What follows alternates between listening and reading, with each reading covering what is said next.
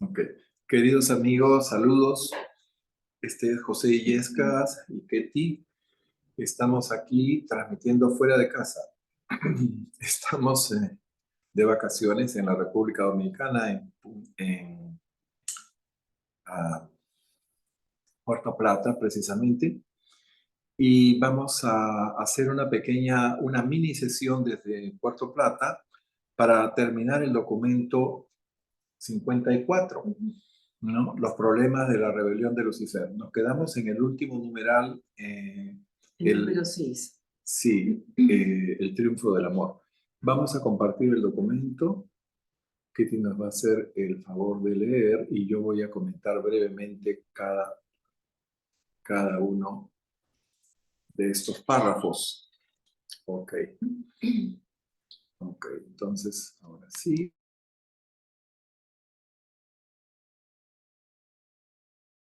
Entramos aquí. Al principio, vamos al principio del numeral. Ahí está. Ok. Adelante, Kitty, por favor. 6. El triunfo del amor. Con independencia de las dificultades que puedan tener los mortales evolutivos en sus intentos de comprender la rebelión de Lucifer, debería quedar claro para todos los pensadores reflexivos que el modo de tratar a los rebeldes es una justificación del amor divino. La misericordia amorosa ofrecida a los rebeldes parece efectivamente haber expuesto a muchos seres inocentes a padecimientos y tribulaciones. Pero todas estas personalidades afligidas pueden tener la seguridad de que jueces omniscientes enjuiciarán sus destinos tanto con misericordia como con justicia. Muy bien. Vamos a explicar este párrafo, a qué se refiere, ¿no? Hablan de la misericordia y de la misericordia extendida en el proceso de juzgamiento de los rebeldes. Muchas personas se ven involucradas sin haber tenido nada que ver con el delito, con el pecado. Eso también se ve en la justicia terrenal, ¿no? Cómo resultan siendo involucrados en un delito personas que no tuvieron que ver con él, pero por alguna razón circunstancial, que eran familiares o que estuvieron en el lugar de los hechos, en fin, son llamados y son también incluidos en el proceso de enjuiciamiento. Acá nos dicen que no nos preocupemos porque por más perturbados y molestos que estemos por esta situación, seremos juzgados por jueces sabios, ¿no? Haciendo prevalecer la justicia y la misericordia sobre nosotros. Adelante con el siguiente párrafo. En todos sus tratos con los seres inteligentes, tanto el Hijo Creador como su Padre del Paraíso están dominados por el amor. Es imposible comprender muchos aspectos de la actitud de los regidores del universo hacia los rebeldes y la rebelión, hacia el pecado y los pecadores, a menos que recordemos que Dios como Padre tiene precedencia sobre todas las demás o los demás aspectos de manifestación de la deidad en todos los tratos de la divinidad con la humanidad. Recordemos también que todos los hijos creadores del paraíso están motivados por la misericordia. Okay. Bien, esto lo podemos resumir diciendo que simplemente que el Padre y el Hijo están movidos por el amor hacia sus criaturas y que además los hijos creadores del paraíso están motivados por la misericordia, la cual habíamos visto que está por encima de la justicia. Sí. Si el padre afectuoso de una gran familia elige mostrar misericordia hacia uno de sus hijos culpables de una falta grave, bien pudiera ocurrir que el trato misericordioso al hijo se comporta mal, bien pudiera ocurrir que el trato misericordioso al hijo que se comporta mal cause penalidades temporales al resto de los hijos que se comportan bien. Esas eventualidades son inevitables. Ese riesgo es inseparable del hecho de tener un padre amoroso y ser miembro de un grupo familiar. Todos los miembros de una familia se benefician de la conducta recta de los demás miembros, igual que todos los miembros deben sufrir las consecuencias inmediatas en el tiempo de la mala conducta de cualquier miembro. Mm. Bien, en este párrafo nos dicen Pero aún no he cómo... terminado. Sí, O termino. sí, por favor, termina. Disculpa. Las familias, los grupos, las naciones, las razas, los mundos, los sistemas, las constelaciones y los universos son relaciones de asociación que poseen individualidad y por lo tanto todos los miembros de cualquiera de esos grupos, grandes o pequeños, cosechan los beneficios y sufren las consecuencias del bien y el mal obrar de todos los demás miembros del grupo en cuestión. Ok. Bien, básicamente lo que nos están diciendo aquí es que todo repercute en el grupo íntegro. O sea, alguien de la familia hace algo bueno, bueno, va a ser bueno para toda la familia. Y si hace algo malo, todo lo contrario, ¿no? O sea, entonces, en las familias, en los grupos humanos, en las naciones, las razas, los mundos, los sistemas, las constelaciones, los universos, ¿no? Cosechan los beneficios y sufren también las consecuencias de lograr bien o mal de sus integrantes. ¿Ok? Seguimos. Pero una cosa debe quedar clara. Si os hacen sufrir las consecuencias maléficas del pecado de algún miembro de vuestra familia, de algún conciudadano o compañero mortal, incluso de alguna rebelión en el sistema o en otra parte, sea cual fuere el sufrimiento que os cause la maldad de vuestros colaboradores, compañeros o superiores, podéis confiar en la seguridad eterna de que tales tribulaciones son aflicciones pasajeras. Ninguna de esas consecuencias fraternas del mal comportamiento dentro del grupo pueden poner jamás en peligro vuestras perspectivas eternas, ni privaros en lo más mínimo de vuestro derecho divino de ascender al paraíso y lograr a Dios. Ok. Entonces, nos dicen que, sin embargo, sea cual sea el sufrimiento causado, no será para siempre ni pondrá en peligro nuestra carrera de ascensión al paraíso, ¿no? Y hay compensación para estos padecimientos, dilaciones y decepciones que acompañan invariablemente al pecado y la rebelión.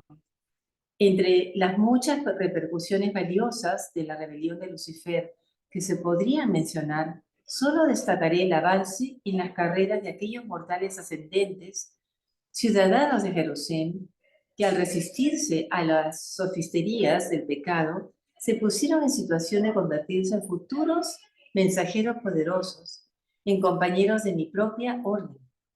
Todo ser que superó la prueba de ese episodio funesto progresó inmediatamente en su estatus administrativo y acrecentó su valía espiritual. Ok. Bien, entonces, además, dicen, estos padecimientos tendrán una compensación, tendrán repercusiones valiosas, dicen, entre las que se mencionan ascensos administrativos inmediatos, crecimiento espiritual, o bien ser trinizados para convertirnos en mensajeros poderosos, como el revelador de este documento, quien estuvo en la primera rebelión de los universos, ¿no? No la primera rebelión de Nevadón, que Nevadón, la de Lucifer, fue la tercera, ¿no? Hubieron dos previas, sino que este mensajero poderoso vino de otro superuniverso en donde se produjo la primera rebelión de un sistema, ¿no? Sabemos que nuestro universo de Nevadón es relativamente joven, ¿no? Y que el ascenso al paraíso toma pues muchos miles de millones de años, ¿no? Para comenzar, solo Abona tiene 1.000 millones de mundos y no vamos a pasar un día en cada mundo, ¿no? Sino probablemente bastante tiempo. Ok, continuamos. Aunque al principio el levantamiento de Lucifer pareció ser una calamidad absoluta para el sistema y para el universo, sus beneficios empezaron a acumularse gradualmente. Con el paso de 25.000 años del tiempo del sistema, o sea, 20.000 años del tiempo de Urantia, los Melquisedec empezaron a enseñar que todo el bien resultante de la locura de Lucifer había llegado a igualar el mal sufrido. En aquel momento, la suma del mal se había vuelto casi estacionaria y continuaba creciendo solo en ciertos mundos aislados, mientras que las repercusiones beneficiosas seguían multiplicándose y extendiéndose por el universo y el superuniverso, incluso hasta Bona. Los Melquisedec enseñan ahora que el bien resultante de la rebelión de Satania es más de 1000 veces superior a la suma de todo el mal. Bien, en este párrafo nos refuerzan la idea de cómo el hecho de que se haya producido un mal tan extendido como el que se produjo en la rebelión de Lucifer pueda traer consecuencias benéficas, ¿no? Un hecho negativo como una rebelión no trae nada bueno para los rebeldes, pero sí para el resto. Les pongo un ejemplo, por ejemplo, personas que pueden estar sufriendo las calamidades de una guerra o de una injusticia o de una enfermedad. Eh, Esto motiva la compasión, motiva la solidaridad de otras personas que van a tratar de ayudar, que van a hacer muchas cosas buenas para mitigar o tratar de dar un alivio a esta gente que esté sufriendo, ya sea por hambre, ya sea por eh, problemas de guerra, en fin, y tantas injusticias que se dan en el mundo actualmente. Entonces, el revelador nos dice que los Melquisedec, a 25.000 años después de haberse iniciado la rebelión, ya ellos sacaban la cuenta de que el bien acumulativo que se había logrado compensaba plenamente el daño que había causado la rebelión. Y ahora que han pasado 200.000 años, ¿no? Es 1000 veces más el bien generado que los efectos negativos que causó la rebelión de Lucifer. Bien, continuamos el siguiente párrafo. Pero una cosecha tan extraordinaria y beneficiosa obtenida a partir de la maldad solo podía ser consecuencia de la actitud sabia, divina y misericordiosa de todos los superiores de Lucifer, desde los padres de la constelación de Dentia hasta el Padre Universal del Paraíso. El paso del tiempo ha aumentado el bien que ha de resultar de la locura de Lucifer. Y puesto que el mal que sancionar se había desarrollado plenamente en un periodo relativamente corto, era de prever que los regidores del universo, omniscientes y con visión de futuro, prolongarían sin duda el tiempo en el que cosechar resultados cada vez más beneficiosos. Con independencia de las muchas razones adicionales para atrasar el apresamiento y enjuiciamiento de los rebeldes de Satania, este único beneficio hubiera bastado para explicar por qué estos pecadores no fueron internados antes y por qué no han sido juzgados y destruidos. Y destruidos aún. Muy bien. Entonces, los beneficios obtenidos a partir de la maldad se deben, nos dice, a una actitud sabia, divina, misericordiosa, ¿no? De los superiores a esto, la Nonadec primario, que era Lucifer. Estamos hablando de los padres de la constelación, los Borondadec, los altísimos, ¿no? Aconsejados también por el fiel de los días, el representante de la Trinidad. Y a nivel de capital del universo local, ¿no? El Hijo Creador estuvo también asesorado y aconsejado por el Unión de los Días, Emmanuel, quien le dijo que tomara la misma actitud que él había tomado en las dos rebeliones anteriores, ¿no? De ser paciente, esperar, dejar que todo el mal se exprese para después cosechar lo bueno y lo malo y juzgar hasta el último rebelde, ¿no? Con plena justicia y misericordia. Continúa, Ketty. La mente de los mortales, corta de miras y atada al tiempo, no debería precipitarse en criticar las dilaciones temporales de los administradores de los asuntos del universo, omniscientes y con visión de futuro. Así es, no deberíamos criticar ni lamentar tal decisión, ¿no? De estos administradores del universo, quienes son pues divinos, son mucho más inteligentes y tienen una visión de futuro que nosotros, mortales atados al tiempo, nunca vamos a tener en comparación con ellos. Uno de los errores del pensamiento humano con respecto a estos problemas consiste en creer que todos los mortales evolutivos de un planeta en evolución habrían elegido entrar en la carrera del paraíso si el pecado no hubiera maldecido su mundo. La capacidad de rechazar la supervivencia no data de los tiempos de la rebelión de Lucifer. El hombre mortal ha poseído siempre el don de la libre elección respecto a la carrera del paraíso. Bien, aquí nos remarcan que como sin rebelión los mortales del tiempo pueden elegir libremente entre ir al paraíso o cesar su existencia, ¿no? Este libre albedrío, esta libre elección de ser o no ser, ¿no? No, no, no, no apareció después de una rebelión como la de Lucifer. Siempre se tuvo esa capacidad de elección.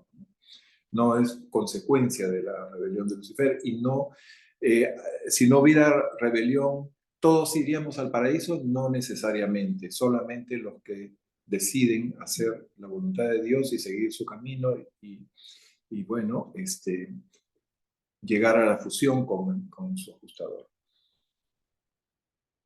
Siguiente párrafo, creo que es el último. A medida que ascendáis en la experiencia de la supervivencia, ampliaréis vuestros conceptos del universo y extenderéis vuestro horizonte de significados y de valores. Con ello podréis entender mejor por qué a seres como Lucifer y Satanás se les permite continuar con la rebelión. Comprenderéis también mejor cómo puede provenir un bien último, si no inmediato, de un mal limitado en el tiempo. Una vez hayáis alcanzado el paraíso, os sentiréis realmente iluminados y confortados cuando escuchéis a las filósofas superáficas comentar y explicar estos profundos problemas de ajuste del universo. Pero incluso entonces, dudo que estéis plenamente satisfechos de en vuestro fuero interno. Al menos yo no lo estuve, ni siquiera cuando logré alcanzar así la cima de la filosofía del universo.